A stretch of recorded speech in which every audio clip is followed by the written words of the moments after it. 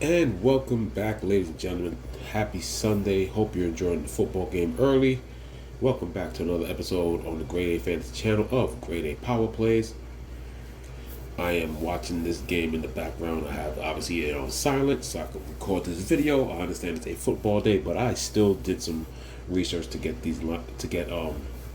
my best power play picks, advice, bets out there for the NHL slate today. So right before we get to it, and y'all get right back to watching football for the rest of the day because obviously it started about an hour ago. AFC Championship goes from 6:30 pretty much to like 9 after. So it's a full day of football into the evening. But last night, a lot of scoring from basically line 2 and down from Anaheim. I was able to get the Troy Terry power play. San Jose did not show up at all, obvious, and it was the opposite side. It was the Florida side. I almost got the Jersey side, but it was the Florida side that you could have took the top line for the 2 points. As we keep going down here, since SJ and the top line didn't really show up, it only really got good here. The Yossi ladder against Anaheim. Plus, it helped that they were down. Also did like my own personal little lab. This is my own little thing here. Of course, there goes the Yossi. And then, of course, the Jersey game started off great. All the one-point combinations for line 2 hit. Jesper Bratt, Nosen. Heischer, Nosen. Jesper Bratt for 2 points. Nosen by himself was plus money. Heischer and Bratt, all that connected early. And obviously, I found out that Heischer did get hurt. So, that put a damper on that. And, yeah. It was a fine day. It wasn't the best day, but it was a fine day. Fine day. So let's get right to it. What I like here. So the key game that I'm focusing on, obviously, what's on the banner: Florida at Vegas. Florida on a back-to-back. Obviously, you saw that they annihilated San Jose last night. They annihilated San Jose last night 7-2. And once again, more than likely, when you have a game like that, there should be no movement. Like I said, the top line loaded: Barkov, Reinhardt, Kachuk,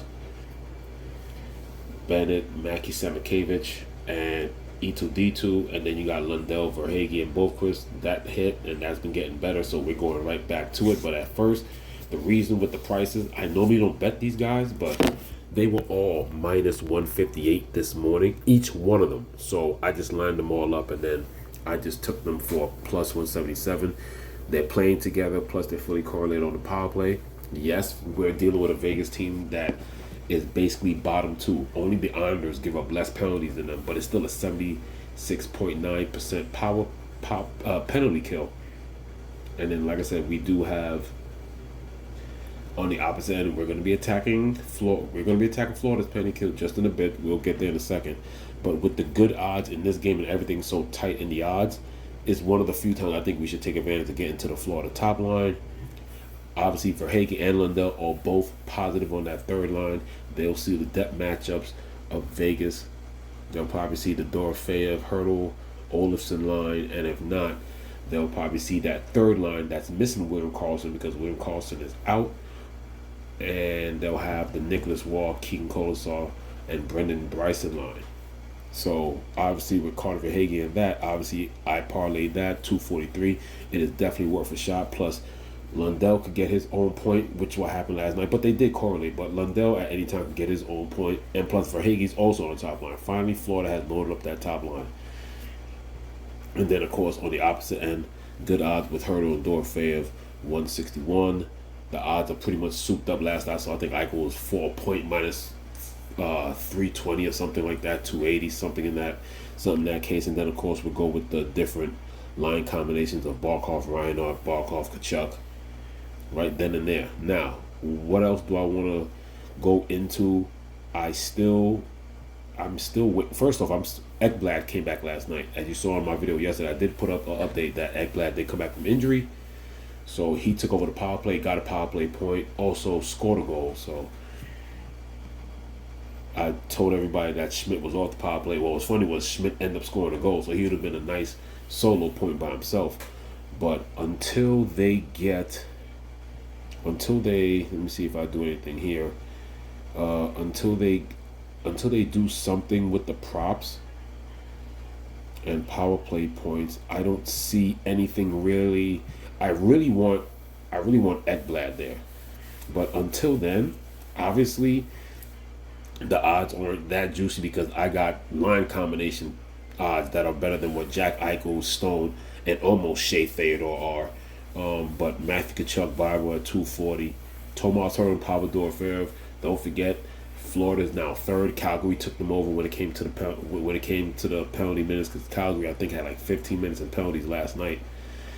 And Minnesota, we'll talk about them later in a bit. Minnesota also had 6 penalties last night, but Florida's still third. Florida dropped third and still a 78.8, but they're still 509. So it's Florida, Calgary, and Boston, the only teams that are over 500. Utah still 493.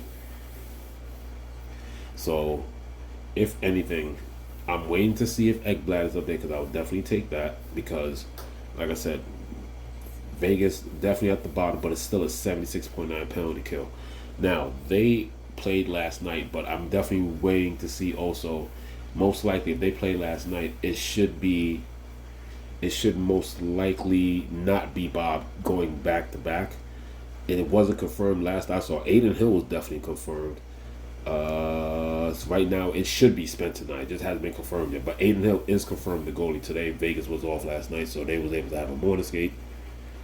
So, but he's still susceptible to the power play. So, even though they probably won't get that many opportunities, it's still a power play you want to attack. They gave a power play early to Dallas, so why not do the same to Florida? So, let's just wait for Ekblad. But right now, my favorite power play props in this game is going pretty much a 5. If not Kachuk, I still like Theodore, of course, because that power play has been running hot, and his assist has been running hot. His assist by itself is still minus 115. So if anything, it's from Hurdle down. Hurdle at plus 280, Dorofeyev plus 290. Then you got Barkov 290. I'm excited just to take the options of this because there's times I didn't want to take Florida where they were in the low 200s and 175 and 190. So why not? Like I said, why not? And then also you got Verhaeghe at plus 330. Sam Bennett's all the way now at plus 700. If I could guess, I would say if they do join Ekblad on this, I would say Ekblad's got to be no lower than minus 300, maybe 350. That would be my guess. He could be even be 400 since he hasn't been on the books in a while. So that's it for that right there. And then what I'm thinking about taking a shot on later, I basically got like 3 hours or 2 hours and a half by the time this video gets uploaded. Another interesting power play opportunity. One of the best power plays right now, going against one of the worst penalty kills in the league. Minnesota is 20th in minutes at 384, so bottom league in minutes, but that penalty kill is absolutely horrible. So most likely it's going to be Philip Gustafsson. Fleury was in that yesterday. Like I said, they had a horrible game yesterday, giving up 6 penalties. Calgary they gave up 6 penalties. Calgary was able to capitalize on 2 of them. Chicago is in the top 10 in penalty power play percentage, 23.5. Technically, to be honest, they're technically at 9. So the opportunity there with the power play points is massive. I will probably take a sprinkle on this, or still be curious to put a few of the props on a half unit. Now, you have to wait to see if Seth Jones is coming back. Wait for the line matchups. I didn't know Seth Jones was going to be out that last time I took the power play risk. Because the last I saw, yes, these are still the same. Bedard 270, Tuvo 400.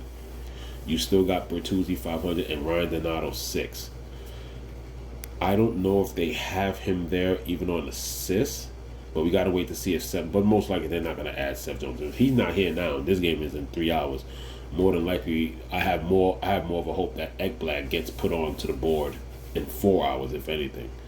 But Frank Nazir is also there with an assist, but there's no Seth Jones. There's still no confirmed goalie either, but it's most likely going to be Mazurek versus Gustafsson. He hasn't been ruled out yet, as I've known. I'm about to check see if there's anything updated. I don't see anything updated from earlier on Seth Jones.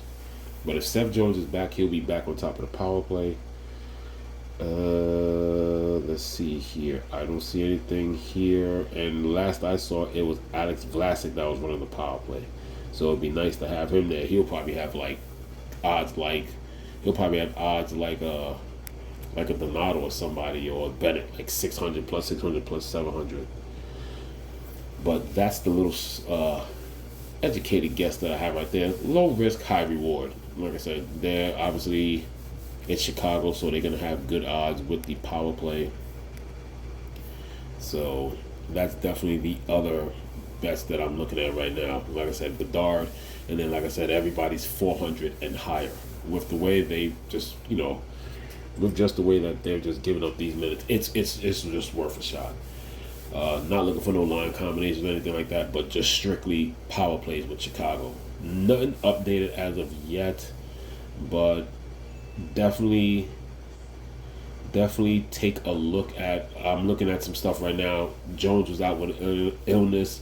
Alec Martinez, he also helped run a bit of the power play. He was out with an illness, so it's definitely one of those. Check out what their lineups look like at pregame warm-ups, which is technically always 30 minutes before the scheduled puck drop, and that's pretty much it.